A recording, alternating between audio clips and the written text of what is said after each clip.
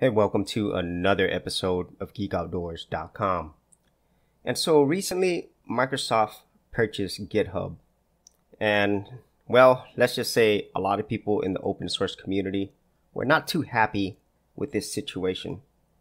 And in this recent article that I just read, it does put a different light upon the whole purchase of GitHub. And it also is in line with how I think about Linux and open source projects in general. And so I wanted to get into this further because this is something that I have talked about in a lot of my videos. But because of this whole situation of Microsoft buying GitHub, I really felt like I could even go into it further and see how we could actually help the whole Linux and open source community. But at the same time, I really wanted to focus on the realities of the whole open source community, specifically with Linux. And so this particular article, it is referring to the actual head of the Linux Foundation, where he actually wrote a post as a response to Microsoft's GitHub purchase and how overall this is a good thing, okay, and that they should celebrate this smart move. Now, I did do a video on this earlier about my own thoughts on Microsoft buying GitHub. And in my opinion, this is also going to be something that is inevitable. And I think it will be a good thing as well, because I really feel Nadella is not the same as Steve Ballmer. Okay, he really sees open source as a tool to help Microsoft as a business. And I also see Linux as a tool as well. And so this is where I want to actually get into the realities of projects like Linux and other open source projects. Because a lot of people who are really heavily into open source and they support open source, they're going to be angry. And most people have moved over to rivals of GitHub, but not many, as a matter of fact. You know, they moved over to places like GitLab, and I'll talk about that a little bit later. Now, one thing that we all know, if you are in the open source community, you're a Linux user or any other projects, normally the users of these open source products or projects are normally the most vocal. And we are creating things that support open source projects. And just look at my video playlist. I have one for Linux. I have over 200 plus videos in my Linux playlist alone. And so the user base is definitely passionate, and we really do want to support these open source projects. But let's go ahead and get into the reality of how the world really works outside of just really passionate supporters. If you look at any big open source project, and this is something that I have mentioned many times before, the majority of big open source projects, they're not funded by normal everyday people like me and you. If you look at any large open source project, 100%, if you actually look at their membership and supporters, 99% of the times, if not 100%, they're always going to be from big, large corporate companies. And for most people who are hardcore open source supporters, they're normally anti-big business, anti-proprietary.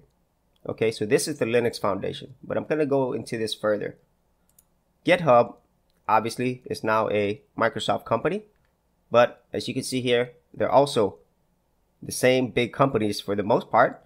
And then even the one that people are touting as the way to go after this whole GitHub acquisition, they're asking people to migrate over to GitLab. Well, if you actually go to GitLab site and you look at how they really make their money, look at their customers, you'll notice something very similar again. If you go down here to their customers, let's just look at this. And what you see is the same thing on all open source projects that are big. They're going to be funded by big business, big companies that are 99% of the times not going to be open source related companies. Okay. And if you go to Ubuntu, if you actually look at their partners, once again, big companies, big businesses. Here's Kubernetes, another open source project. Look at their actual partners, big companies, big businesses. Okay. And so this is something that I have talked about so many times before. And I think it's a good thing for you to, as somebody who does love open source, who uses open source products, but at the same time, I use whatever tools work the best. And in the whole modern world, you really can't have this whole open source versus proprietary, because much like the head of the Linux Foundation says, in our world, you actually have to learn to work together with other things. And that is my core belief. You have to work with other different types of products and services and other communities. Okay, now this might all seem negative, where like, oh man, there's nothing but big companies and big businesses and big governments. Open source projects, it's not going to survive. That's simply not the case. Okay, I mean, if you look at all these large open source projects, if it wasn't for these large companies donating a lot of money, contributing, investing a lot of money, then most of these projects would no longer exist. Okay, and that's the reality of it. Now, does that mean that there isn't some influence from these large companies? Of course not. So that's why whenever I see this acquisition of Microsoft of GitHub, even though I think it is a good thing overall, it's still Microsoft. And so I'm still going to keep my eyes open on that. And so let's now transition to how you can help the Linux community and other open source projects. And so the best way to help the community is through money.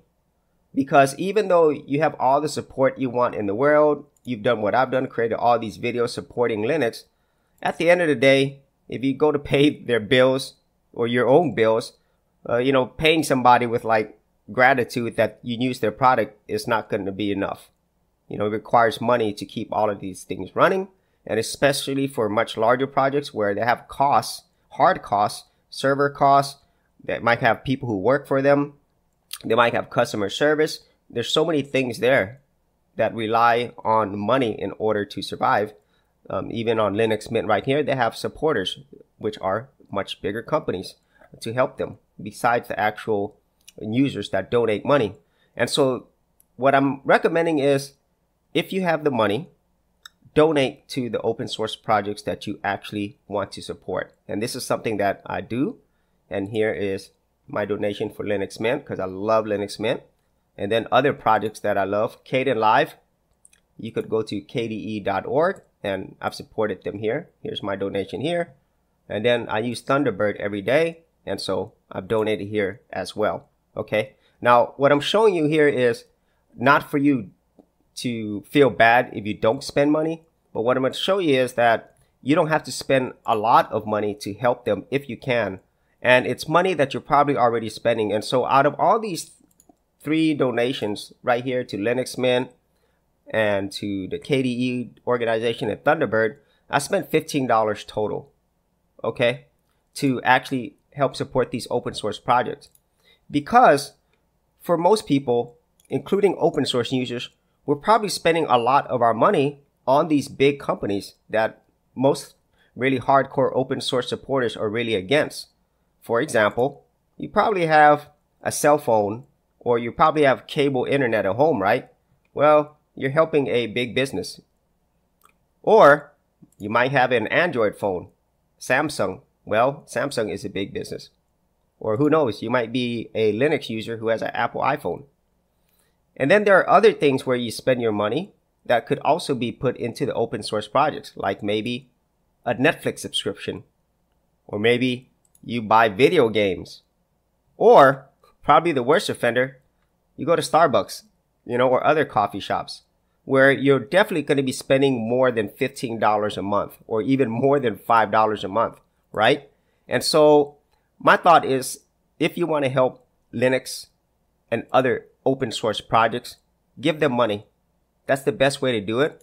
And as I've shown you here, it doesn't have to be a lot of money, okay? It could just be little amounts like what I've done here, like $5 to each project. And this was money that you probably would have spent in other places anyway, which are these much larger companies. That way you can actually help support Linux and other open source communities, and maybe it'll help them from getting purchased by much larger companies like Microsoft in the future. And here, your donations do help. So if you look at the Linux Mint site, they do a really nice comparison of different years by these color bars.